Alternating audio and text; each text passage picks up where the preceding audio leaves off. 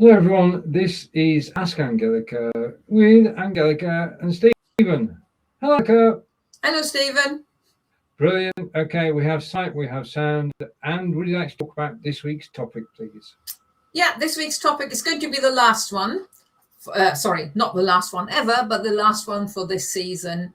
Okay. And we're talking about some sentences you might hear or need when somebody has a stroke. And that doesn't necessarily have to be you or somebody who you're with. Just imagine you're on holidays, you're going for a really nice walk somewhere in the countryside, nobody else is there, and then all of a sudden you come across a German couple and they're in distress because one of them might or might not have had a stroke, and the German person in their panic obviously doesn't worry about speaking another language. They're wobbling onto you in German and want you to phone an ambulance. And do you actually understand what they say? And these are some of the sentences they might say to you. Very good. Angelika's put together several sentences in German. The way this works is that I'm going to read them, Angelika will correct my pronunciation, and then together we will translate them. As ever, if you want to read the sentences yourself, please do. We cannot hear you. And we're just going to change the screen, and we're going to bring in, and I'm going to put my glasses on here. It will mean I can actually see. I know you sent a screen. I'm moving things over. I'm trying to move things over. Okay, so we are where we should be now, and we're good to go. So this is useful German for stroke symptoms. This is Ask Angelika, season 7, episode 12. Later in the year is season 8, but for now, we're doing useful German for stroke symptoms, and I just need to put my cursor over there. And phrase 1. Ich glaube, meine Frau hat einen Schlaganfall. Schlaganfall. Ich glaube, meine Frau hat einen Schlaganfall. Ich glaube, meine Frau hat einen Schlaganfall. Schlaganfall. So Schlag is the first bit, and then Anfall is the next one. Right. Ich glaube, I believe. Yeah. Meine Frau is my wife, and has a, as we're talking about strokes, I'm going to say stroke. Yeah, I think, or I believe my wife is having a stroke. Now, for simplicity, I've used all these sentences as in a husband is talking about his wife. Of course, he could be talking about somebody else, or it could be a woman talking about her husband, in which case she would have said, ich glaube, mein Mann hat einen Schlaganfall, and any other sentences she would then say or seinen or whatever it may be. So it could I didn't want to make it too complicated. Okay, could be meine Partnerin. Yeah, could be meine Partnerin. Yeah, so any female person, meine Mutter, meine Oma, meine Tochter, meine Frau, meine Partnerin, meine Freundin, you would use those sentences. And if it's a male person, they would be slightly different. But I didn't want every sentence with sie, seines, ihres, and all that. I thought that would be a bit too much. What would my husband be? Mein Mann. Mein Mann. Excellent. Okay, phrase 2. Eine Seite ihres Gesichts hängt herunter. Ja, eine Seite ihres Gesichts hängt herunter. Right. One side of their Gesicht, his face, is lower. Hangs lower? Is drooping. Drooping. Which is a typical sign for stroke, isn't it? Sort of the half of the faces seems to be drooping. So hängt herunter is drooping. Yeah. Hanging is hanging, so it's hanging down, literally. Okay. Phrase 3. Sie kann ihren Arm nicht heben.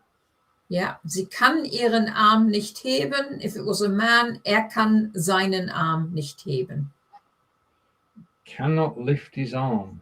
Ja, I'll put it down again. Oh, right. Okay. Phrase 4. Ihr rechter Arm ist ganz schwach. ja, ihr rechter Arm ist ganz schwach. The rect is right. Mhm. So their right arm is totally, I don't know, schwach. Weak. Her right arm is very weak. Okay. If it was her left arm, putting you on the spot now. Hang on, you rect links. Ihr linker Arm. Linker arm. Yeah. Okay, you're putting me on the spot.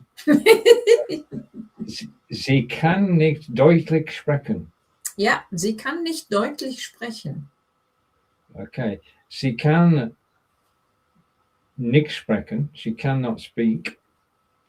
And I'm going to say deutlich is properly. Properly or clearly. Mm-hmm. So if I said this sentence, sie kann nicht deutlich sprechen, that would be speaking very clearly so that somebody else could understand me, except that the person who's having the stroke can't. All right. Okay. Gotcha. Phrase 6. Sie finden die richtigen Wörter nicht. Mhm. Sie findet die richtigen Wörter nicht.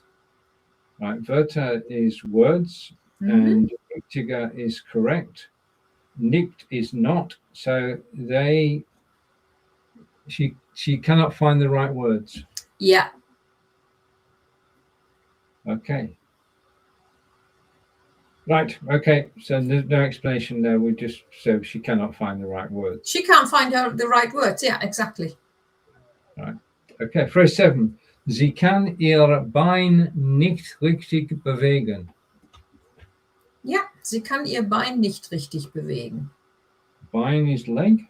Ja. Okay. She cannot lift her leg. Bewegen is move.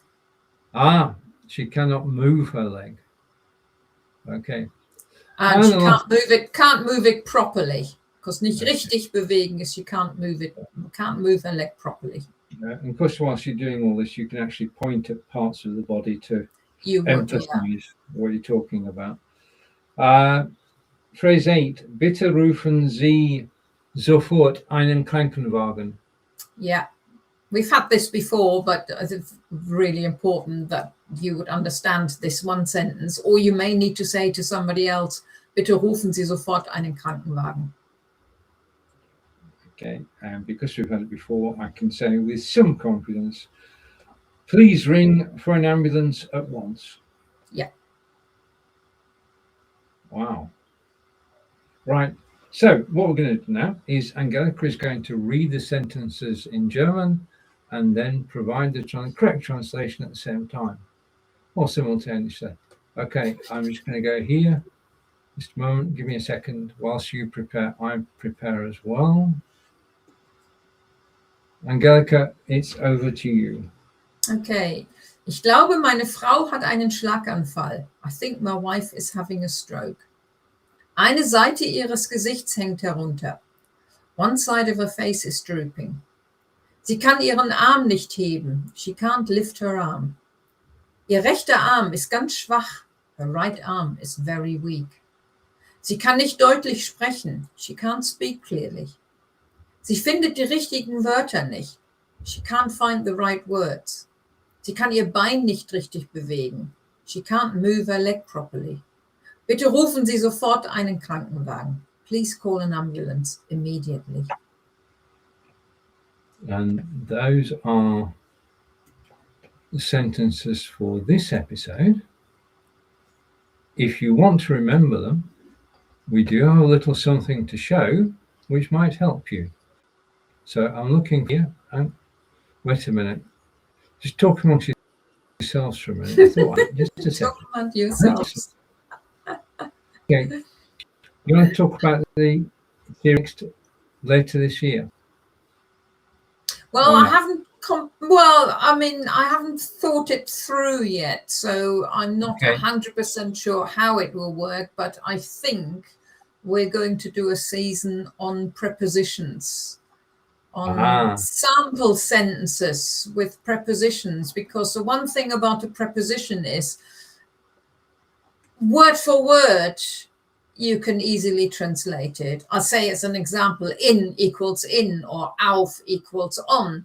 But then there are different ways, and often there are also verbs which go with a particular preposition, which those make it really difficult to translate for people. And I know, and actually I think, I'm pretty confident it doesn't even matter which language you are learning, whether you're English learning German, whether you're German learning English, whether you're French learning Spanish or whatever, those prepositions are everybody's favorite. Not. That's true. Okay. I'm trying to organize things here. Yes, we're getting there. Angelika, would you like to talk about, I'm just going to say we do something. Well, we've got the little picture there about the vocabulary booklet. This is my vocabulary notebook that I've designed, which has got more than just a line papers and the line in the middle where you just write your vocabulary. You do have one page per topic, where you could write der Schlaganfall, and then on the other side, the stroke, das Gesicht, the face, or whichever words you want to write down. But you also have one blank page, and you also have 2 pages where you can write sentences down, like these, for example.